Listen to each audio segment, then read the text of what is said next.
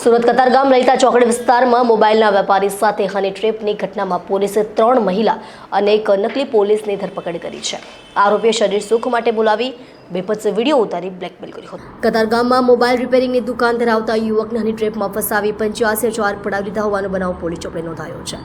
મહિલા સહિતની ડુપ્લિકેટ પોલીસની ટોળકીએ દુકાનદારને મળવાના બહાને કતારગામ લલિતા ચોકડી પાસે નીલકંઠ સોસાયટીના મકાનમાં બોલાવ્યા બાદ લાફાઓ મારી 2 લાખની માંગણી કરી છેવટે ₹85,000 પડાવ્યા હતા। કતારગામ પોલીસ પાસેથી મળતી વિગતો મુજબ શહેરના નાના વરાછા શ્યામધામ ચોક નીલમનગર સોસાયટીમાં રહેતા અશોક ધનજીભાઈ પાલડિયા મોબાઈલ રિપેરિંગની દુકાન ધરાવે છે।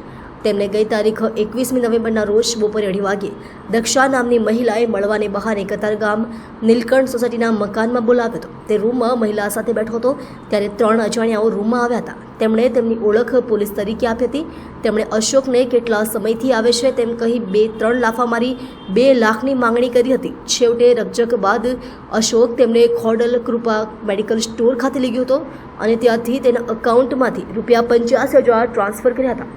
આ મામલે અશોકભાઈએ ફરિયાદ નોંધાવતા કતારગામ પોલીસ ટોળકી સામે ગુનો નોંધી 3 મહિલા અને એક નકલી પોલીસની ધરપકડ કરી।